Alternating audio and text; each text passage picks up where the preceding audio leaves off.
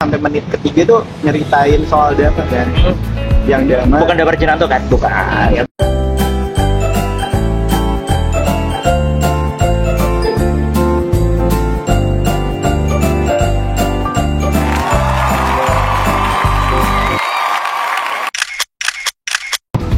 Hai, Halo semua. halo. Balik lagi di Kritik Penonton. Di sini gue sama Ilham Indra. Ilham Indra. Sekarang kita mau ngomongin film apa? Saat menghadap Tuhan.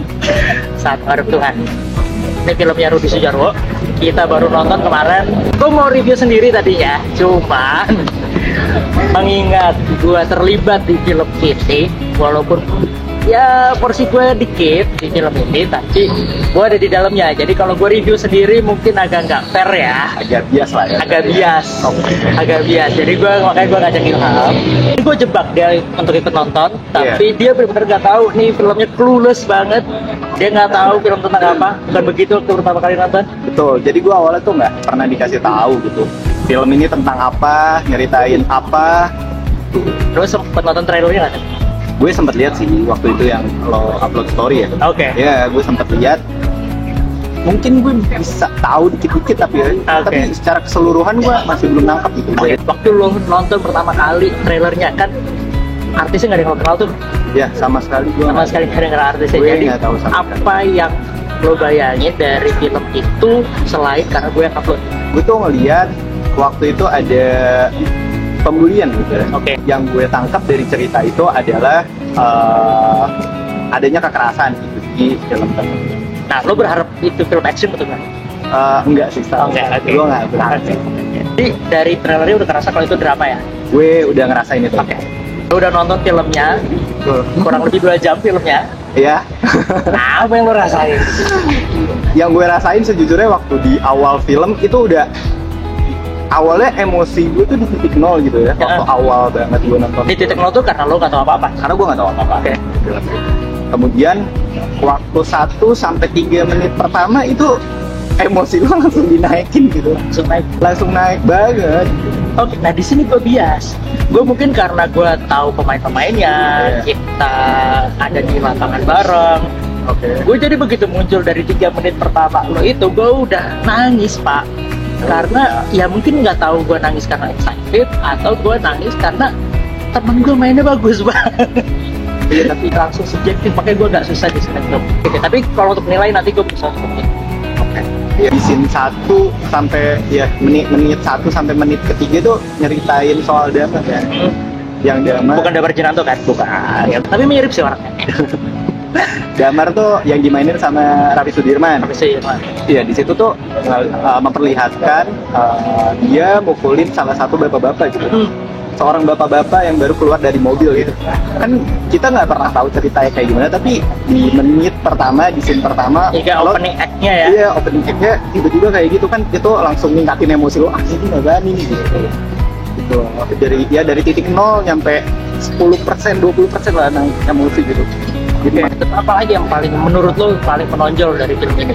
sebenarnya sebuah trauma Oke. gue lihat dari film itu. Jadi setiap orang, setiap karakter film, tokoh film punya traumanya masing-masing. Oke, good point. Cara menanggulangi traumanya masing-masing gitu. Kan beda-beda tuh. Iya sih, betul sih. Lo lebih titik beratnya lebih ke pesannya ya yang sampai ya. Ya, gue lebih cepat nih. Banyak orang yang tutup mata ya dengan kasus-kasus kayak gini. Kita ada di kampus ya, kita di dunia pendidikan, kita juga tahu kejadian ini ada. Ya, sangat familiar. Sangat dekat sama kita. Tapi kalau yang mau gue kritisi waktu itu, gue pernah ngomong di press note, kita tuh terlalu egois sama masalah yang menyangkut kita. Jadi kayak di kampus, itu terjadi di kampus, kekerasan seksual terjadi di kampus, itu yang kita urusin. Ya, Ketika yang terjadi di rumah, itu seakan-akan kita tutup mata. Kita nggak pernah mau tahu soal itu. Iya, kayak dia mau ngapain di rumah, ya udahlah itu urusan di rumah lah. Jadi seakan-akan karena kita tidak ada di domain itu, jadi kita nggak punya urusan sama sekali soal itu. Ini ketampar banget di kita karena di sini nunjukin egoisme kita sebagai orang dewasa.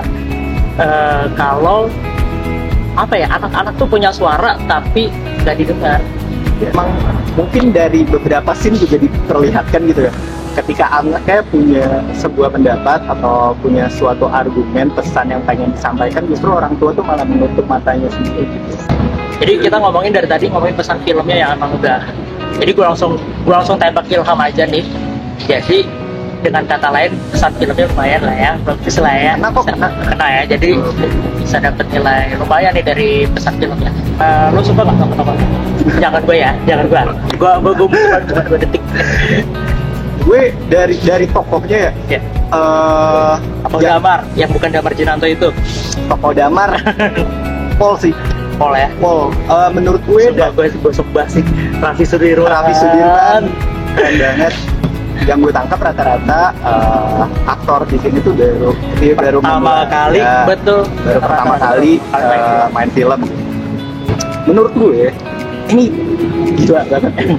Gila, gue entah Mas Rudi Sudjarwo aja punya treatment yang sangat mujarab gitu ya buat aktor yang baru pertama kali main, atau memang aktornya emang udah keren banget, berbakat gitu.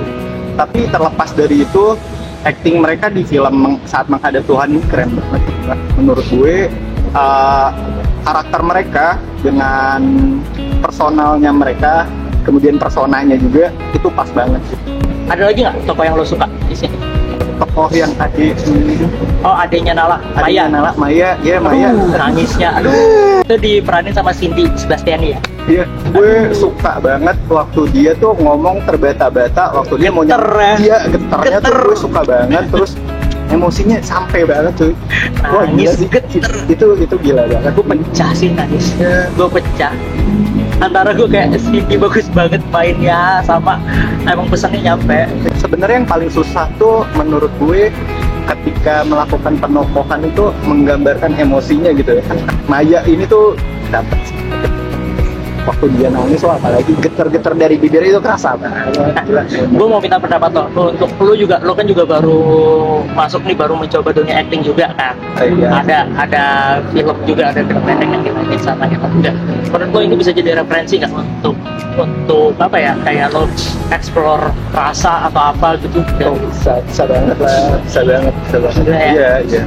Kita kalau dari film ini mungkin karena gue tahu apa maksudnya cukup dekat dengan dunia dengan dunia yang diceritain di film itu, jadi gue seakan-akan relate sama dunia, jadi gue bisa merasakan emosinya, dan itu menurut gue cara terbaik untuk explore gitu. Oke. Menurut lo filmnya rapi nggak? Ini garapannya Rudi Sudjarwo nih. Lo nggak usah takut sama Rudi Sudjarwo. Mas Rudi, mohon maaf. Tapi menurut lo, maksudnya ini, tapi gue disclaimer dulu ya. Oke. Ya, dan lo lihat sendiri kan di filmnya, di ending tuh kalau kalian nonton sampai akhir, di credit title itu ada kayak pembuatan filmnya. Dan itu seakan-akan kayak home production gitu, kayak industri rumahan banget ya. Iya, bener. Gue setuju banget. Dan dengan alat yang sangat bisa tanda kutip untuk sebuah film itu sangat sederhana, dapat gambar yang serapi ini. Menurut gue sih rapi ya, menurut gue juga rapi. Oh ya, oke. Jadi apa yang mau lo katakan sama Rudi Sudjarwo? Ini cool banget, Mas Rudi keren banget. Gue tuh suka banget yang waktu scene apa yang ngikutin Damar dari belakang. Iya kan, itu shaky-shakinya itu tuh khas tahun Rudi Sudjarwo banget. Itu tuh khas film dia di tahun 2000-an kan? Iya, itu gue mengenang lagi masa-masa mengejar matahari, men. Iya, itu gila banget sih. Terus kemudian kita mau bahas scoring kali ya? Boleh. Kalau scoring sejujurnya menurut gue megah. Oke, kredit buat Adam Putra. Keren banget scoringnya, mantep banget, pas banget, bisa mewakilkan emosi banget. Asal lo tahu, ini juga proyek pertamanya Adam Putra untuk bikin scoring di film.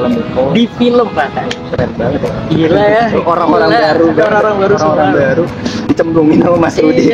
Cuma entah kenapa yang gue rasain di film itu padat banget tuh.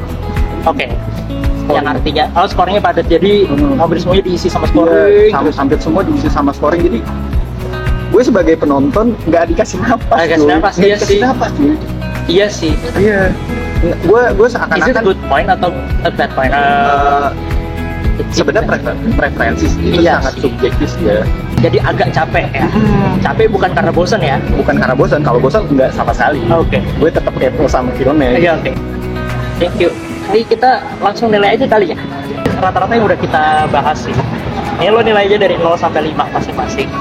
Oke. Terus nanti tinggal dijumlah, nanti kita lihat nilainya berapa. Oke, gue perlu nilai juga nggak ya? Perlu lah. Nah, di sini posisi gue adalah gue ikut mengkritik film ya.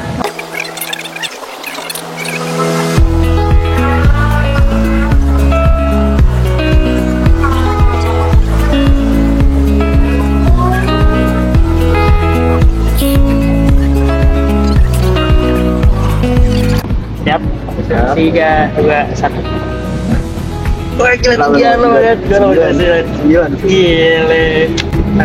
Oke, gue nilai paling rendah gue adalah mudah dimengerti karena gue khawatir tidak semua orang bisa mengerti dengan mudah film ini. Oke.